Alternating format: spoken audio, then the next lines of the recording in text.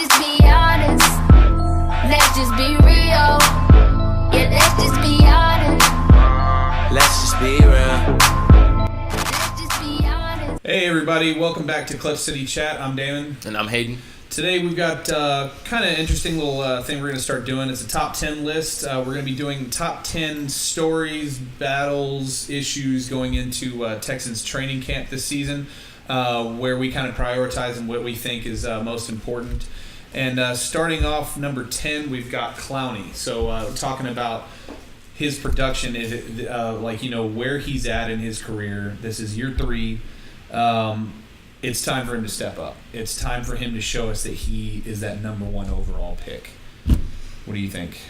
Yeah, no, I agree. I think he's just had some bad luck. And, being a number 1 pick, you're going to be ridiculed if you don't produce immediately. But you look at the injuries he's had. He had a concussion last year in the preseason. Then he had... Well, it was the knee from the seam in the field, too. Yeah, the knee. Year. So, I mean, you look at the injuries. It's not a pinpoint. Like, okay, he's got bad knees. Okay, he's got soft tissue in his hamstrings. Yeah. So it's just, I think it's just been little things here and there that have prevented him from being on the field. So I don't think that it's as, obviously you want him to perform this year. Yeah. But I don't think that he should be looked back on these past 2 years and be ridiculed for his lack of performance. He's not a bust. People keep calling him a bust. On top of that, he's come in. Bill O'Brien was thoroughly impressed with how he came into training camp in shape. He lost 15 pounds. He says he's quicker now. And on top of that, the guy is a physical freaking nature. How are you faster? He ran like a 4.4 flat as a defensive end in the combine. So, I mean, the guy is already just strong as a bull. If he's fast, too, he's just going to wreak havoc. I think he's going to have a great year this year. I don't really have a whole lot of concern. If he does, for whatever reason, have a bad year, then, you address that situation at the end of the year. But I don't think that there's as much concern on his production as I'm not saying like, okay, if he has another 5-6 sack season, you're like, oh well, this is just he's a complete bust. He plays well against the run. He's shown us that in a couple games that he played last year. I think it's all putting it together. I think he's learning how to be more of a professional, and he's really starting to take the game seriously now. So I think you'll see good things out of Jadeveon Clowney this year. Okay. And by the way, folks, these aren't necessarily in like the proper order. I'm looking back at some of these things. I don't know that some of these are in the proper position. We're just talking about our top 10 stories, but not necessarily in any particular order. But number 9, we've got rookies impact. This is one of the better, hopefully this is one of the better rookie classes that we've had in a while. We drafted for speed. I know he and I, we watched the draft together, and we expected a receiver in the first round. Took Will Fuller. The one that shocked me, we took Martin in the second round. We needed an offensive lineman, so I was happy there. But the one that stunned us, we were all jumping up, like just going crazy. He was taking Braxton Miller in the third round. I didn't see it coming. It's one of those things like you would kind of hope would happen, and then it does. And you get excited over a guy that is being compared to Percy Harvin, a guy that just get the ball in his hands and see what happens. But I can't wait to see what this rookie class is. Who are you most excited to watch? Oh man, it's Braxton Miller. Yeah, without a doubt, because I feel like that's a guy you could use as a receiver, use him in the slot, use him at like wildcat packages. Yeah, wildcat packages. Even use him like swing him out in a wishbone, or have him stand in the shotgun next to the quarterback and just get the ball in his hands. Yeah, give him some space. Yeah. What about you? I really want to see what Braxton Miller does. I'm really interested to see how Tyler Ervin does. I think, if he can step into that kick return role and have, more, because that is something that Texans have always lacked, with the exception of maybe Jacoby Jones and Jerome Mathis from way back in the day. They don't have, or they haven't had in the past couple years, a dynamic kick returner, somebody who can make plays back there. Last year we had Keith Mumphrey, Mr. 5 yards and go down. So, there's not a whole lot of shake and bake to that guy. Keyshawn Martin. Yeah, Keyshawn Martin's another guy who never really did anything great in that role. So I think he's kind of like that Darren Sproles kind of guy that can. That's a good comparison. I like that. Yeah, that can catch the ball out of the backfield, and you can take a couple snaps and run the ball, and also fill in that void on special teams that you've been lacking the past couple of years. New special teams coach too. You drafted a whole bunch of speed. Yeah. Hopefully that translates. Not necessarily into points. You'd like some points off of special teams, but at least some good field position. Yeah. You set your offense up. You're also helping your defense out. So. Well, I think and you kind of touched up on that. I think the main focus in this offseason was to go out and get a quarterback. Obviously, they go out and get Brock Osweiler. Now they need to put everything together around him. Give him weapons. Yeah. That's why you go out and you get players like Tyler Irvin, Braxton Miller, Will Fuller. Like you said, Tyler Irvin, more dynamic kick returner to give him better field position, give Brock Osweiler a little bit more room to work. Then you have Will Fuller, and Lamar Miller as well. Will Fuller and Braxton Miller will spread out that offense. I'm not even so sure that Wendell Williams won't make the team. Yeah, that's intriguing to look at as well. There's speed. There's just so much depth at that position. I think he might be a good candidate to stash away in the practice squad. I think he's gonna get snagged. Just in case he's gonna get snagged up. Yeah. But you look at you look at guys like Cecil Shorts who might not even make this roster. So it'll be really hard for Wendell Williams to. Absolutely. I mean, he was signed as an undrafted free agent. He's a kid from a little school, but you watch his highlight reel, all the guy does is score touchdowns. He runs ridiculous speed. And not to mention he had an unofficial at the combine. Unofficial 40 time under 4.2. Yeah. So that's like 4.18 or something. That's fast, man. Yeah. That's fast. So chase that down. Yeah, that speed in itself is intriguing. You have to take a look at that. But like I said, the odds are against him with the depth at wide receiver. There are videos in which he's running back on kick returns, and the guys that are up the field are turning around before he gets them because they know they're going to have to chase him down. Yeah. But on to the next one. This, honestly, you could probably put this in the number one spot in all likelihood. But this is one that I started looking at. The defense, fast or slow start. Traditionally, our team has gotten off to a slow start defensively, and that's usually why we get off to slow starts every season. And this team goes as our defense goes. Granted, we have a new revamped offense, but I think this defense is so key to our success. And if they start off slow, the team starts off slow, and it's hard to come back from that. And I think this, the coaching knows this, that is their key going into week one, is making sure that defense gets off to the start that they need to get to. Now with J.J. Watt possibly missing, those first couple games, that could be tough. That could be something to look out for. But, like you said last year, you let Miami just completely throttle you.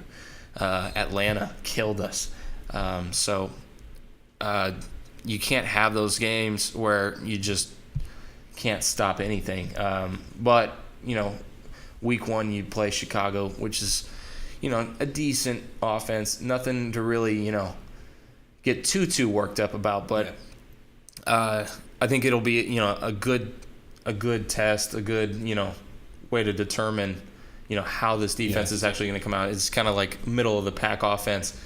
If you dominate that team like this defense should. Pretty good wide receiver there. I mean, you got at least one. Well, Alshon Jeffrey, but he, does struggle to stay healthy. And then you've got Kevin White coming back from his injury. That's true, too. Yeah. So they could have a 1-2 punch. I don't know who they're going to have at running back, honestly. I haven't really looked at their depth chart. I think it's Jeremy Langford. Okay, yeah, because I know they lost what's his name? Matt Forte to the Jets. Yeah. Next topic, special teams. That's been a hot topic for this team for a long time. We kind of touched on it a minute ago. They've been pretty weak at special teams overall. We've obviously had some good kick returners, and it shows because they go off and they have Pro Bowl seasons at other teams. Trendon Holiday, the second we trade him off to Denver, his first touch on a kick return, he returns it for a touchdown. But then he has fumble problems. And then he has fumble problems now. He's not. I don't even think he's in the league anymore. And then you get Jacoby Jones. He goes off to Baltimore, almost wins Super Bowl MVP. So this team has to figure out how to convert these kicks and punts and get some good field position, because it's hurting us because then if we go 3 and out, now our defense is starting a long field, or they need help. The offense needs help, so get them good field position. Put some pressure on the other team's defense. Well, something else that intrigues me is this kicker battle between Nick Novak and that the guy out of UCLA, who was the Lou Groza winner, if I'm not mistaken. I'll take that battle as opposed to trading up to draft a kicker. Yeah, in Tampa Bay. In Tampa Bay. Yeah. Sorry, Beezy. Yeah, so I mean, I'm kind of rooting for the. I don't even know this name, honestly. It's hard to pronounce. It is, correct. Yeah. But what Novak does. He's consistent, but doesn't really have the leg. Yep. Not really good outside of, 45 plus. You don't really feel comfortable sending him up to the plate. It's not Bullock anymore. It's not Fat Randy. No, yeah, not Fat Randy. But yeah, that'll be interesting to watch. Hopefully, Leckler can stay in form. I kind of noticed a little bit of a drop off. Some of his punts just weren't Leckler-esque. Yeah, you can see it on his face too. He was definitely pissed off when he wasn't dropping them in the corner. I think his average was still pretty good, but he's probably in the top 10 of the league still. Yeah, but special teams I think will be greatly improved this year, especially with a new coach. Absolutely. Weapons like Tyler Irvin, like we touched up on, and figuring out what this kicker battle is going to be. Yep. What it's going to be like. The next one, it's definitely well publicized and it's out there.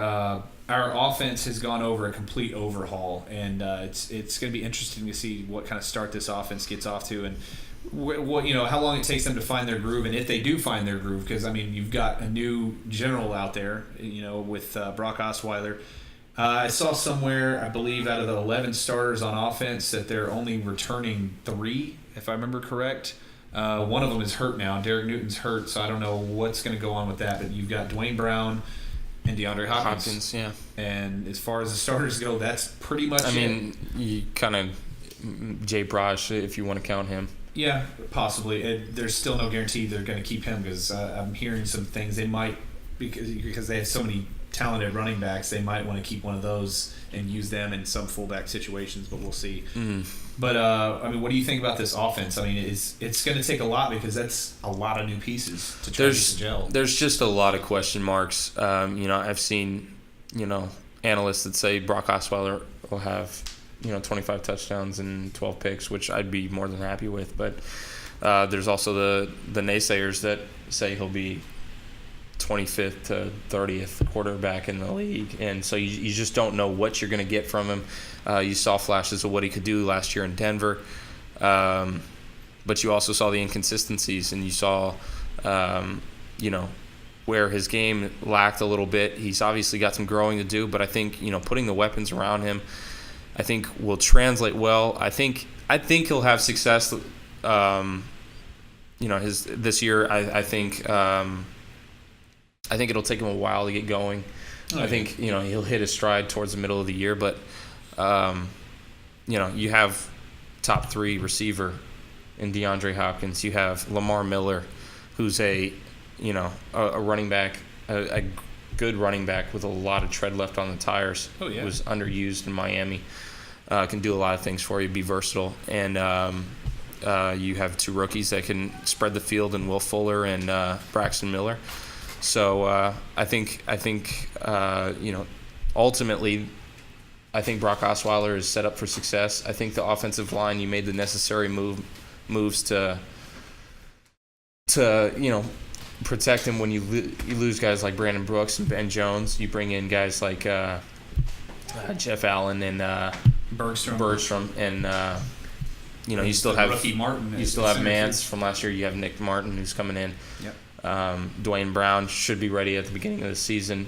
Derek Newton, we'll see.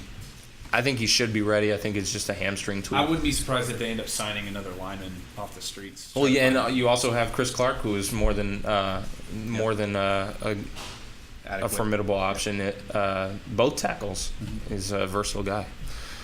I I would, well, for one, I wouldn't expect too much out of the tight end group.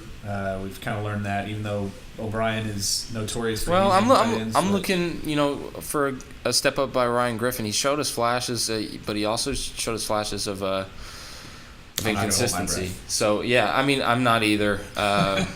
Fedorowicz, we know what we're getting from Fedorowicz. He's mainly a blocker, and Ryan Griffin's going to be kind of the guy that does a little bit of both. It'll be interesting to see if Steven Anderson makes this roster. Yeah, I've heard a lot of talk about him. I've heard good things from him from training camp. I think it's a long shot, but that'll be something to look out for. Absolutely. Next up, we got wide receiver battle for roster. The reason we're going to talk about this, there's a lot of depth at wide receiver going on right now. Yeah. You got people like Cecil Shorts right now that know they're on the edge of being cut, taking a pay cut to stay on the team, and now, even though he did that, he still might not make the roster because there's so much young talent. Like he said a minute ago, DeAndre Hopkins, top 3 receiver, lock. He's on the team. Will Fuller, number 1 pick, lock, going to make the team. I think Braxton Miller, because of his versatility and where you can use him, he's a lock. I don't even think he's practice squad. I think he's opening day roster, maybe even the number 3. But then you've got all these guys out there with Cecil Shorts, Wendell Williams. There's just, it's like, who do you cut? How do you cut? Well, you have 4 locks. You have Hopkins, Jalen Strong, Braxton Miller, and Will Fuller. And those are 4 options that you are not going to cut. Yeah. So that leaves, 3 or 4 guys. So, if they decide to keep 6, great. But, obviously they'll probably go with 5, probably move somebody to the practice squad like we kind of touched up on. I do think that Cecil Shorts will make this team unless they go to him and say, hey, look, ultimately you're going to be the 5th option on this team. But, they might use him ahead of Braxton Miller as he kind of learns the ropes of the wide receiver position because he's obviously still raw. Another thing that you really you might want to take a look at is Cecil Shorts being the most experienced player out of that group. He's going to be your veteran to look up to. Oh, man. And he's not even that far into his career. So I think Cecil Shorts is well liked through the coaching staff. I think that'll translate for him. It'll be interesting to see who they keep. I also thought it was interesting today. Some news came out, and we talked about this earlier, out of nowhere, and I don't understand this. I mean, I'm not opposed to it, but you got Randy Moss stopping by the Texans training camp today. Yeah. I don't know if he's like friends with Bill O'Brien or just somebody on the team, but he dropped by to kind of coach up the wide receivers and give them some input. Saw him working one-on-one with DeAndre Hopkins on some things, and he was talking to Braxton Miller, and Braxton Miller went out, did something. He came back to the sideline. Randy Moss showed him a couple of moves, told him to do this. All of a sudden, he goes out there and he did this move that just completely burned Kevin Johnson, the second-year corner, and then did a one-handed catch. And then he looks back over at Randy Moss. Randy Moss gives him a thumbs up. So I don't know what's going on there, but I like it.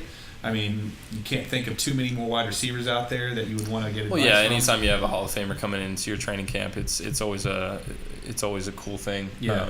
And really kind of take in the advice that they have. Now, if we can just get like some Hall of Fame running back to come in and start talking to Lamar Miller, that'd be fantastic. Hall of Fame quarterback to talk to Brock Osweiler. Here you go.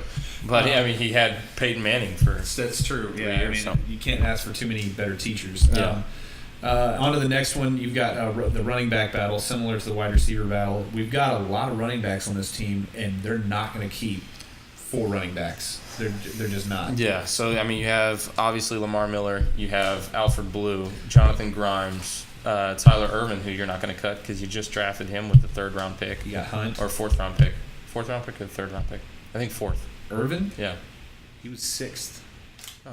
He was 5th or 6th. Yeah. I was Okay, well, you're not going to cut him. And then you also have Kenny Hilliard, who's he's practice squad. and then Akeem Hunt.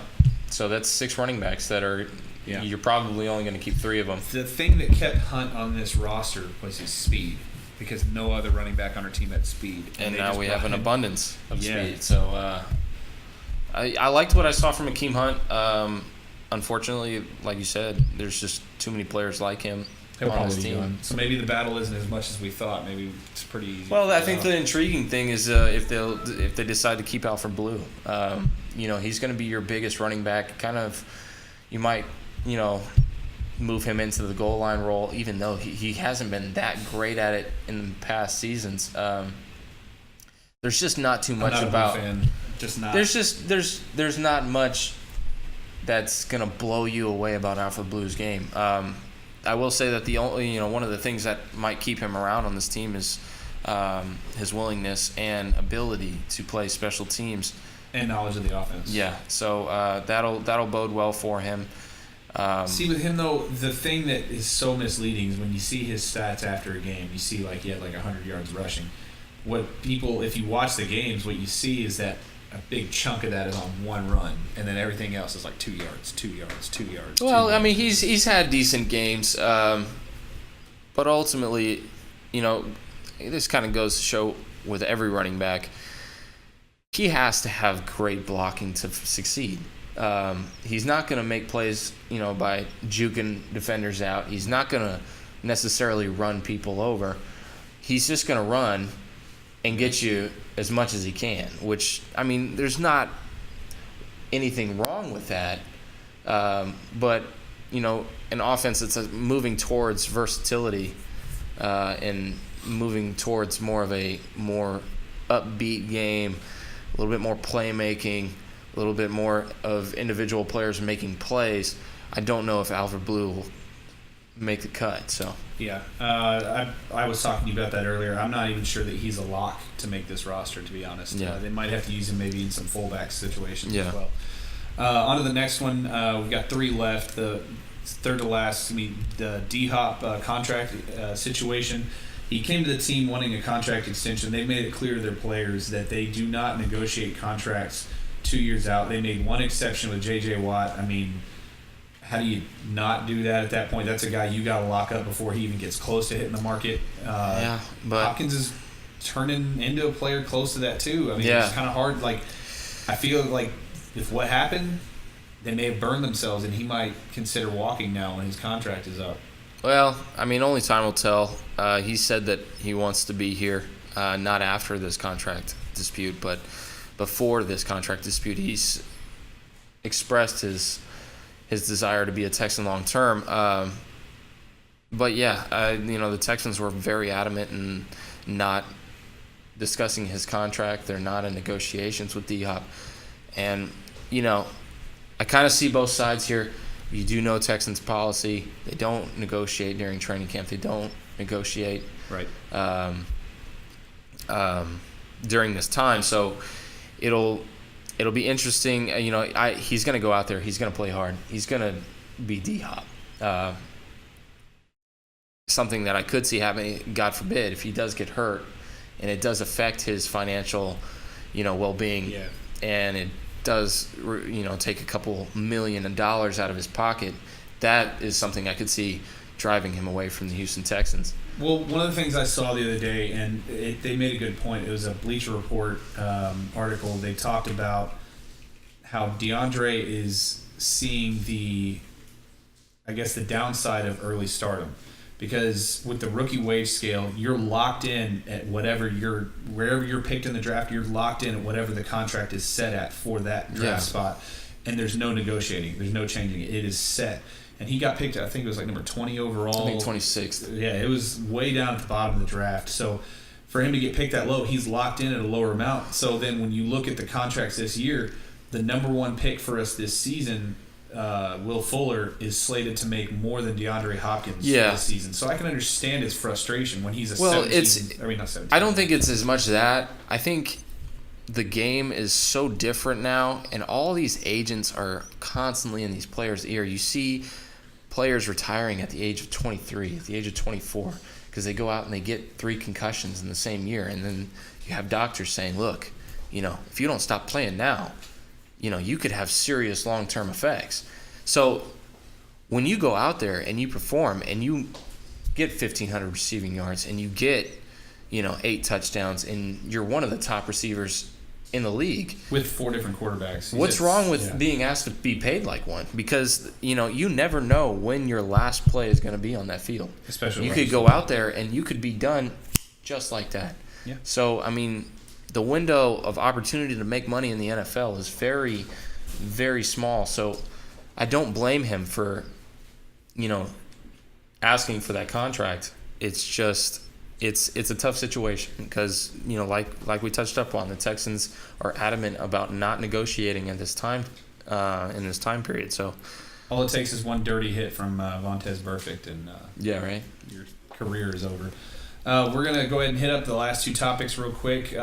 Second to last, we got the J.J. Watt injury. We talked about this on our last episode and the impact it'll have.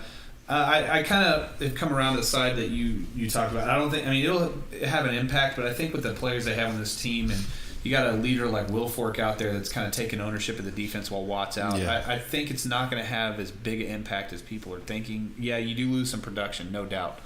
But I think it'll be a big impact, but I don't think it's going to kill your defense. Yeah.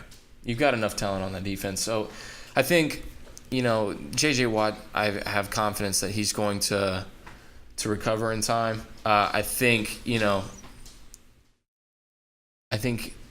best case scenario, you get him back week 2 against Kansas City. I think you'll probably need him for that game. Yeah, definitely. Chicago is a little less necessary. So, we'll see how it goes. The defense has more than just, it's not J.J. Watt. It's not 11 J.J. Watts playing against the offense. There's 10 other guys that play on that defense. And somebody's going to have to fill that role, and it's going to be tough, but I think the defense can handle it. Absolutely. And then lastly, we've got Brock Osweiler. This is no doubt number 1 on the list because he's the biggest question mark. Is he or is he not as good as we want him to be? Is he as good as the production he put up in those few games that we saw him in? And then sometimes lack of production. Anytime you give that kind of money to a guy with such a small sample size, there's definitely a big question mark. So it definitely has you worried.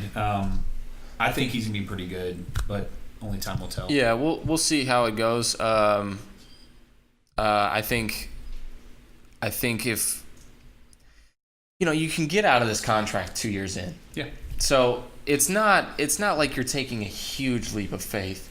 You put the weapons around him. We keep touching up on that. I think it'll be good.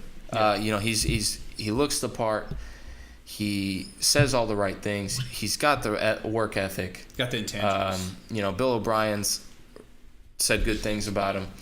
I love the fact that he took the receivers out to Arizona State, and a week after being signed.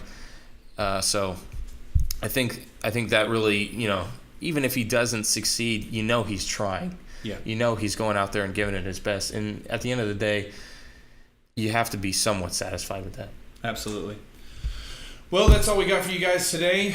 We thank you for stopping by. If you like what you saw, please give us a like, share, or subscribe. Follow us on Clutch City Chat. And if you have any suggestions for any top 10 lists for the future, please drop a comment below. Any suggestions, any feedback, we welcome all comers. We'll see you next time. Thanks.